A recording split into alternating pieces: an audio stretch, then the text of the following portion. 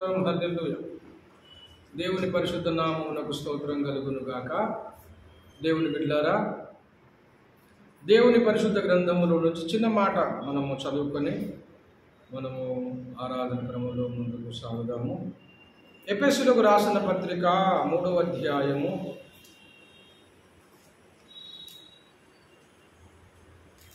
19వ వచనం. జ్ఞానమునకు మించిన క్రీస్తు ప్రేమను తెలుసుకొనుటకు తగిన శక్తి గలవారు కావాలననియో ప్రార్థించుచున్నాను. దేవుడి యొక్క వాక్యమును మన వెనుకలో దీవించినట్టు ప్రార్థన చేద్దాం.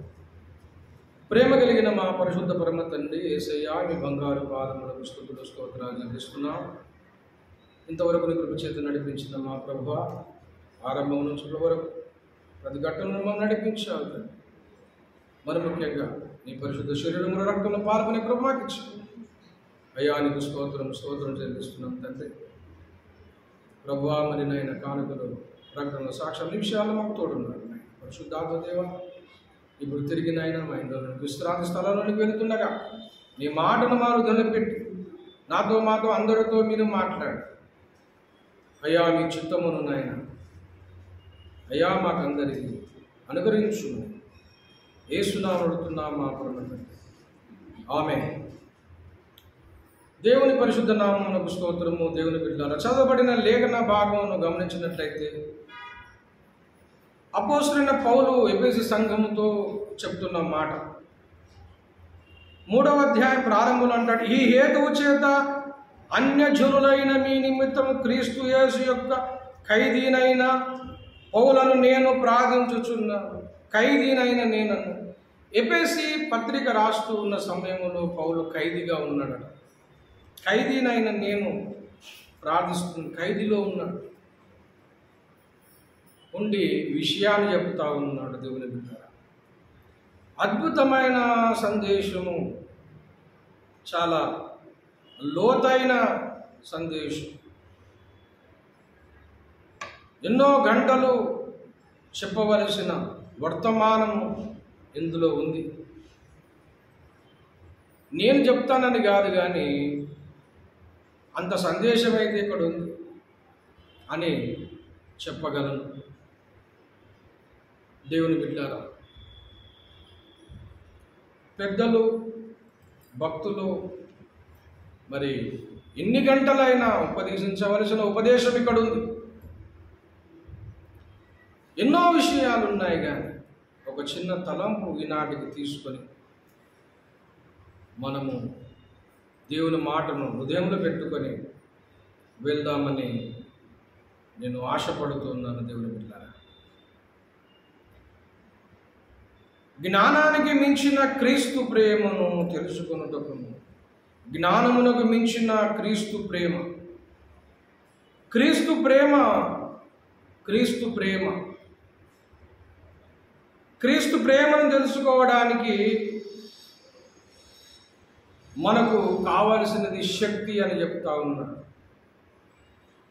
జ్ఞానమునకు మించిన క్రీస్తు ప్రేమను తెలుసుకొనుటకు తగిన శక్తి గలవారు కావాలని అని చెప్తూ, దేవుని బిడ్డ, క్రీస్తును తెలుసుకోవడానికి మొట్టమొదటిగా క్రీస్తును తెలుసుకోవడానికి ఒక విషయమును మనము గమనించాలి. ఏంటంటే, క్రీస్తు ఒక మర్మము అని మనము అర్థం చేసుకోవాలి. క్రీస్తు ఒక మర్మము అని తెలుసుకోవాలి. ఏమిటంటే, యేసుక్రీస్తు ఒక మర్మం అని చెప్తా ఉన్నాడు ఇక్కడ. దయచేసి 3వ వచనం చూడండి. 3:3 ఎఫెసీ 3:3లో, ఎట్లనగా క్రీస్తు మర్మము దేవ దర్శనం వలన నాకు తెలియబరచబడిన దను సంగతి మీకు మునుపు సంక్షిప్తముగా వ్రాసి. దేవుని బిడ్డ, క్రీస్తు మర్మము అన్నాడు.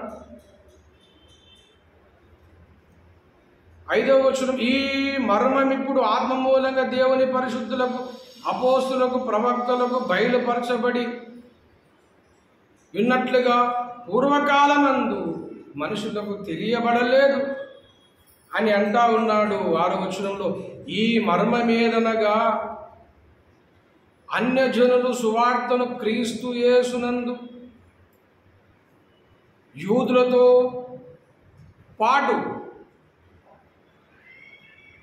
సమాన వారసులను ఒక శరీరమందలి సాటి అవయములుగాను వాగ్దానములు పాలివారై ఉన్నారని అనునదే అంటున్నాడు. పాలివారునై ఉన్నారని అనునదే అంటున్నాడు. ఈ మర్మం ఏమిటంటే, అన్యజనులు సువార్త వలన క్రీస్తు యేసునందు యూదులతో పాటు సమవారసులగుటయే, ఒక శరీరమందు అవయములై ఉండుటయే, వాగ్దానంలో పాలివారై ఉండుటయే ఈ మర్మము అని చెప్తున్నా. దేవుని బిడ్డలారా, క్రీస్తు ఒక మర్మమై ఉన్నాడు. క్రీస్తు ఒక మర్మము. దేవుని బిడ్డలారా, ఆ మర్మం ఏదనగా అని చెబుతూ సువార్త వలన అన్యజనులు సువార్త వలన క్రీస్తు యేసునందు యూదులతో పాటు సమాన వారసులుగా ఒక శరీరమందరి సాటి అవయములుగా వాగ్దానములో పాలివారై ఉన్నారని అన్నది. దేవుని బిడ్డలారా, దేవుడు కార్యాకర్యాగు తన శక్తిని బట్టి నాకు అనుగ్రహించిన కృపావరము చొప్పున నేను ఆ సువార్తను ప్రచారకుడనైతిని. దేవుడు మన ప్రభు అయిన యేసుక్రీస్తునందు చేసిన నిత్య సంకల్పము చొప్పున పరలోకంలో ప్రధానతో అధికారులతో సంఘము ద్వారా తనకున్న నానా విధములైన జ్ఞానం ఇప్పుడు తెలియబడవలనని ఉద్దేశించి శోధింప సత్యము కాని క్రీస్తు ఐశ్వర్యమును అన్యజనుల్లో ప్రకటించుటకును సమస్తమును సృష్టించిన దేవుని యందు పూర్వకాలము నుండి మరుగయున్న ఆ మర్మను గురించిన ఏర్పాటు ఎట్టిదో అందరికీ తెలియబడుటకు పరిశుద్ధులందరిలో అత్యల్పుడనైన నాకు ఈ కృప అనుగ్రహింపబడి అని చెప్తా ఉన్నాను. దేవుని బిడ్డలారా, ప్రధానులైనను నిత్య సంకల్పము చొప్పున పరలోకమందును ప్రధానులు అధికారులు సంఘము ద్వారా నానా విధముల జ్ఞానం ఇప్పుడు తెలియబడవలని ఉద్దేశించి శోధింప సత్యము గాని క్రీస్తు ఐశ్వర్యమును అన్యజనులలో ప్రకటించుటకు సమస్తమును సృష్టించిన దేవుని యందు పూర్వకాలం నుండి మరుగయున్న ఆ మర్మమును గురించిన ఏర్పాటు ఎట్టిదో అందరికీ తెలియబడుటకు పరిశుద్ధులందరిలో అత్యల్పుడైన ఆ కృప నాకు అనుగ్రహింపబడ్డది. క్రీస్తు మర్మమై ఉన్నాడు పరలోకములో భూలోకం ప్రధానులందరిలో. పూర్వకాలం మరుగై ఉన్న దేవుని బిడ్డ పరలోకమందు భూమి మీద సకల అధికారము పరిశుద్ధులు అత్యల్పుడనైన నాకు అనుగ్రహింపబడ్డదని ఒక మర్మం ఉన్నది అని చెప్తున్నా. దేవుని బిడ్డలో ఒక మర్మం ఉన్నది, ఒక మర్మం ఉంది.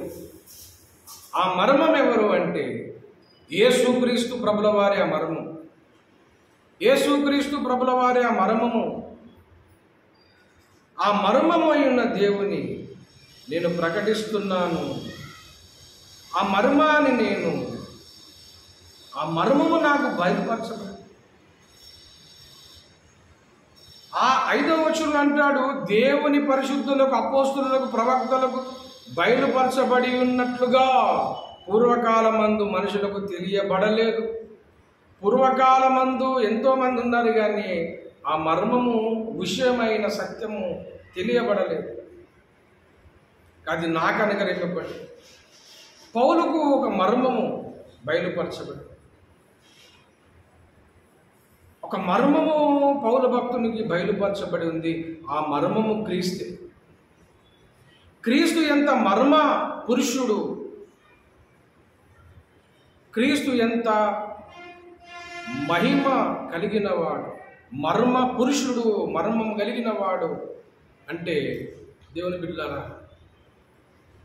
చాలా చాలా చాలా మరి గూఢార్థంతో కూడిన కలిగినవాడు, గూఢార్థం కలిగినవాడు.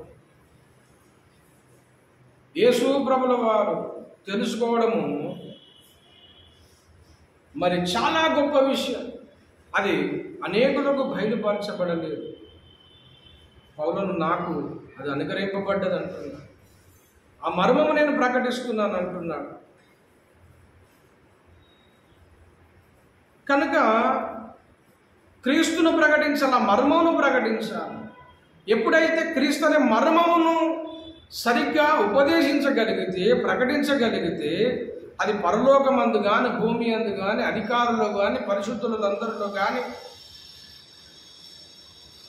అందరికీ సమాన దీవెన ఆశీర్వాదాలు కలుగుతాయి. మరి ముఖ్యంగా అన్యజనులు రక్షింపబడతారు. అన్యజనులకు సువార్త ప్రకటించబడుతుంది. దేవుని బిడ్డలారా, పేతురుకు, ఇజ్రాయేలులకు, జాతికి సువార్త చెప్పబడవలసిన బాధ్యత పేతురు పైన ఉంది. పౌలుకు అన్యజనులకు సువార్త చెప్పే భారం పౌలు మీద ఉంది. కనుక అన్యజనులైన వీరు యూదులతో సమాన వారసులుగా ఉండున్నట్లుగా, వాగ్దానంలో పాలివారైనట్లుగా చేయడానికి దేవుడు కార్యగు తన శక్తిని బట్టి నాకు అనుగ్రహించిన కృపా వరము చొప్పున నేను సువార్తకు పరిచారకుడనైతిని అన్నాడు 7వ వచనం. దేవుని బిడ్డ, యేసు ప్రభుల వారు గొప్ప మర్మము. యేసును మనం అర్థం చేసుకోగలిగితే దేవుడు అర్థమవుతాడు, దేవుని ప్రేమ అర్థమవుతుంది. దేవుని బిడ్డారా, యేసు ప్రభుల వారును ఎందుకు మర్మ పురుషుడనిగా చెప్పబడుతుందంటే, సకల బ్రహ్మాండము, విశ్వమానికి అన్నిటికీ కేంద్రము యేసు ప్రభుల వారు. ఆయన లేకుండా ఏమీ లేదు, ఆయన లేకుండా ఏమీ జరగదు. దేవుని బిడ్డ, ఆయనను తెలుసుకుంటే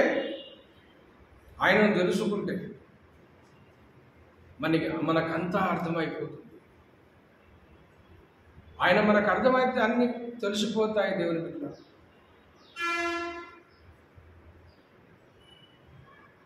ఆయన మనకు తెలిస్తే అన్నీ తెలిసిపోతాయి. దేవుని బిడ్డారా, ఎన్నో విషయాలున్నాయి. యోహాను సువార్త 5:20 చదువుతున్నాను. తండ్రి ఎలాగూ తనంతట తానే జీవము గలవాడై ఉన్నాడో, అలాగే కుమారును తనంతట తానే జీవం గలవాడై ఉండుటకు కుమారునికి అధికారం అనుగ్రహించును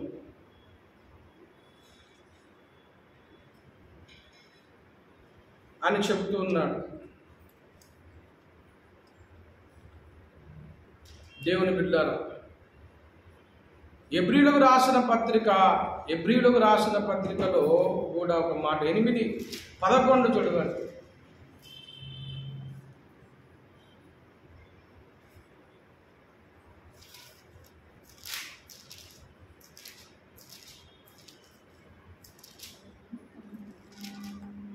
ఎబ్రీయులకు రాసిన పత్రిక 8:11 చదవండి. వారిలో ఎవడును ప్రభువును కలుసుకొనడని పట్టణస్థునికైనను తన సహోదరునికైనను ఉపదేశము చేయడు. వారిలో చిన్నలు మొదలుకొని పెద్దల వరకు అందరూ నన్ను తెలుసుకొందురు. నేను వారి దోషముల విషయమై దయగలిగి వారి పాపములను ఎన్నడూ జ్ఞాపకము చేసుకున్నానని ప్రభు సెలవిస్తున్నాను. 8:11 అక్కడ చెబుతున్న మాటను కూడా మనము తీసుకున్నట్లయితే దేవుని ఉంచిన విషయాలు అక్కడ మనకు తెలుస్తూ ఉన్నాయి. కనుక దేవుని బిడ్డలారా, ఆ మర్మమై ఉన్న క్రీస్తును మనం తెలుసుకోవాలని ఇక్కడ చెప్తా ఉన్నాం. దేవుడు మర్మమై ఉన్నాడన్నాడు.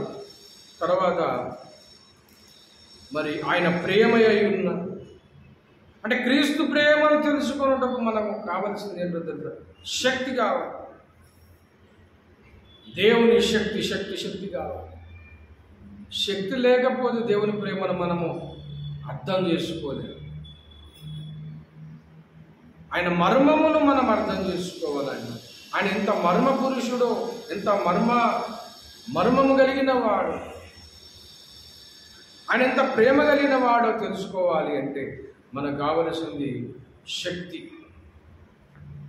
మనకు కావాల్సిన దేవుని సహాయం, పరిశుద్ధాత్మ సహాయము మనకు ఉండగలిగితే, పరిశుద్ధాత్మ ఇచ్చిన శక్తి మనం పొందగలిగితే యేసు ఎంత మర్మమో అర్థమవుతాడు, యేసయ్యలో ఎంత ప్రేమ ఉందో అర్థమవుతాడు.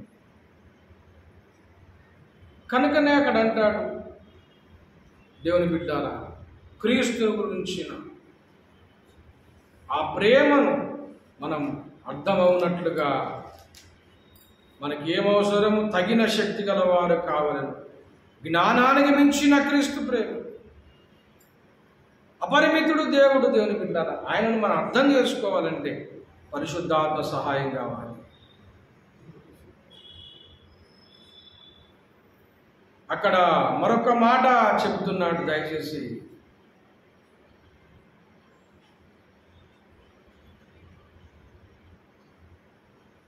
ఎఫెసీ పత్రిక 3వ అధ్యాయం 18 చివరిలో అంటాడు, ఇది దేవుని సంపూర్ణతయందును పరిపూర్ణంగా ప్రేమయందు వేరుపారి స్థిరపడి సమస్త పరిశుద్ధులతో కూడి దాని వెడల్పును పొడుగును లోతును ఎత్తును ఎంతో ఎంతో గ్రహించుకొనుటకును అర్థమవుతుంది. దేవుని ప్రేమలో వేరుపారి స్థిరపడి సమస్త పరిశుద్ధులతో కూడా దాని వెడల్పు, దేవుని ప్రేమ ఎంత పొడవు, ఎంత వెడల్పు, ఎంత ఎత్తు, ఎంత లోతు తెలుసుకోవాలంటే మనకు శక్తి కావాలి. ఒక సముద్రాన్ని ఒక కప్పులో మనం పట్టించలేము, ఒక సముద్రం అంతా ఒక టీ కప్పులో నింపలేము. అది ఎంత సాధ్యం? దేవుని యొక్క మర్మము తెలుసుకోవాలంటే కూడా అంత గొప్ప విషయం. కానీ పరిశుద్ధాత్మ సహాయం మనకు ఉండగలిగితే దేవుడే ఆ ప్రేమను మనకు కనపరుస్తాడు. దేవుడు తనను తాను తెలియజేసుకుంటాడు. దేవుని బిడ్డారా, దేవుడు మర్మమై ఉన్నాడు. క్రీస్తు ద్వారానే సమస్తం కలుగుతుంది, క్రీస్తు ద్వారానే సమస్తం కలుగుతుంది అన్నాడు కదా యోహాను సువార్త 1వ అధ్యాయం 1వ వచనంలో. ఆ మాటలవన్నీ కూడా మనకు కనబడతాయి. ఒక మాట చూడండి దయచేసి. ఆది యందు వాక్యం ఉండెను, వాక్యము దేవుని యొద్ద ఉండెను, వాక్యము దేవుడై ఉండెను, ఆయన యందు దేవుని యొద్ద ఆయన యందు దేవుని యొద్ద ఉండెను అంటున్నాడు. ఆయన ఎవరి యొద్ద ఉన్నాడు? ఆది యందు దేవుని యొద్ద ఉన్నాడు అని చెప్తూ, ఆయనను జీవం ఉండెను, ఆ జీవం మనుషులకు వెలుగై ఉండెను, ఆ వెలుగు చీకట్లో ప్రకాశించుటగా దాన్ని గ్రహించలేకపోయింది. దేవుని యొద్ద నుండి పంపబడిన ఒక మనుషుడు, అతని పేరు యోహాను అని చెప్తూ ఆ విషయాలన్నీ కూడా మనకు చెప్తా ఉన్నాడు. దేవుని బిడ్డలారా, ఆ వాక్యమై ఉండెను అని చెప్తున్నాడు. ఆది యందు వాక్యం ఉండెను, వాక్యము దేవుడై, సమస్తము ఆయన మూలంగా కలిగిన. సమస్తం ఎవరి మూలం కలిగింది? క్రీస్తు మూలంగానే సమస్తం కలిగింది. కనుక దేవుని బిడ్డలారా, క్రీస్తు ద్వారా సమస్తము నిర్వహించబడదు, క్రీస్తు ద్వారా సమస్తము నిర్వహించబడుతూ ఉంది కనుక ఆయన మర్మము కలిగిన. అదే ఎఫెసీ పత్రిక 5వ అధ్యాయము 32వ వచనం చూడండి. ఈ మర్మము గొప్పది, అయితే నేను క్రీస్తుని గురించి సంఘం గురించి చెప్పుచున్నాను. అర్థమవుతుందా? 31 కూడా చదవండి. ఈ హేతువు చేత పురుషుడు తన తండ్రిని తల్లిని విడిచి తన భార్యను హత్తుకొనును అని చెప్పేమంటాడు. వారిద్దరూ ఏక శరీరం మగుదురు అని చెప్పేమంటాడు. ఈ మర్మము గొప్పది అన్నాడు. ఏ మర్మము గొప్పది? భార్యాభర్తల మర్మం కాదు. ఏ మర్మము గొప్పదంటే అక్కడ వెంటనే చెప్తున్నాడు, అయితే నేను క్రీస్తుని గురించి సంఘం గురించి. క్రీస్తు అంటే ఒక మర్మం, క్రీస్తు ఒక మర్మమై ఉన్నాడు. 33 మెట్టుకు మీలో ప్రతి పురుషుడు తన భార్యను ప్రేమింపవలని చెప్తున్నాడు. దేవుని బిడ్డ, నేను క్రీస్తుని గురించి సంఘం గురించి చెప్తున్నాను. కొలసులకు రాసిన పత్రిక చూడండి, చివరి మాట. కొలసులకు రాసిన పత్రిక 4వ అధ్యాయం 4వ వచనం. క్రీస్తు మర్మమును గూర్చి నేను బోధించవలసిన విధముగానే ఆ మర్మమును వెల్లడిపరచునట్లు వాక్యము చెప్పుటకు అనుకూలమైన సమయము దేవుడు దయచేయవలనని మా కొరకు ప్రార్థన చేయుడి అనుకున్నాడు. దేవుని బిడ్డ, క్రీస్తు మర్మము గూర్చి నేను బోధించాలి. క్రీస్తు మర్మం గురించి బోధించాలి. పౌలు ఏ దానికి బోధిస్తున్నాడు? క్రీస్తు మర్మమును బోధిస్తాడు. క్రీస్తు మర్మమై ఉన్నాడు. ఆయన ఎంత మర్మమై ఉన్నాడు అది నేను ప్రకటించాలి. ఆ ప్రకటించడానికి దేవుడు నన్ను ఏర్పరచుకున్నాడు. అల్పునైనా నన్ను ఏర్పరచుకున్నాడని పౌలు తాను తెలియజేసుకుంటున్నాడు. దేవుని బిడ్డ,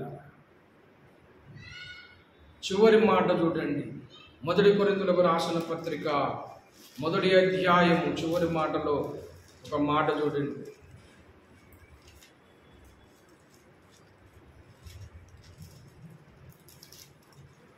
1వ అధ్యాయము 20వ వచనం. జ్ఞాని ఏమైనను శాస్త్రి ఏమాయను ఈ లోకము తరగవారి ఏమాయను ఈ లోక జ్ఞానము దేవుడు వెర్రితనముగా చేసి ఉన్నాడు అని చెప్పు. అక్కడ చెప్తూ ఏమంటున్నాడు తెలుసా? 22వ వచనంలో యూదులు సూచక్రియలు చేయమని అడుగుచున్నారు, గ్రీకు దేశస్థులు జ్ఞానమును వెతుకుచున్నారు. యూదులు అడుగుతున్నారు ఏమని? ఒక సూచక్రియ అడుగుతున్నారు. గ్రీకు దేశస్థులు అడుగుతున్నారు, జ్ఞానాన్ని వెతుకుతున్నారు. పౌలు ఏం చేశాడు మరి 23లో? అయితే మేము సిలువ వేయబడిన క్రీస్తును ప్రకటించు.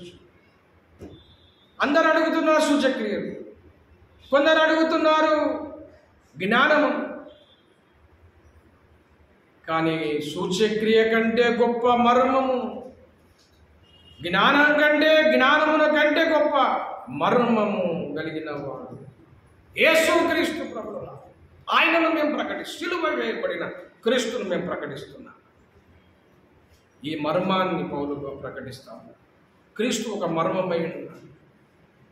ఆయన ఎంత మర్మమై ఉన్నాడో అది తెలుసుకోవాలంటే, ఆయన ఎంత ప్రేమయ్య ఉన్నాడో ఆయనను మనం తెలుసుకోవాలంటే మనకు తగిన శక్తి కావాలి. ఆ శక్తి లేకపోతే దేవుని ప్రేమను అర్థం చేసుకోలేము, అర్థం కాదు. శక్తి లేకపోతే యేసుని అర్థం చేసుకోలేవు. యేసు నీకు అర్థం కాదు. కనుక దేవుని బిడ్డ, యేసు నీకు అర్థం కావాలంటే శక్తి గలవారం కావాలి. బలహీనులు అంటే నువ్వు అర్థం చేసుకోలేవు.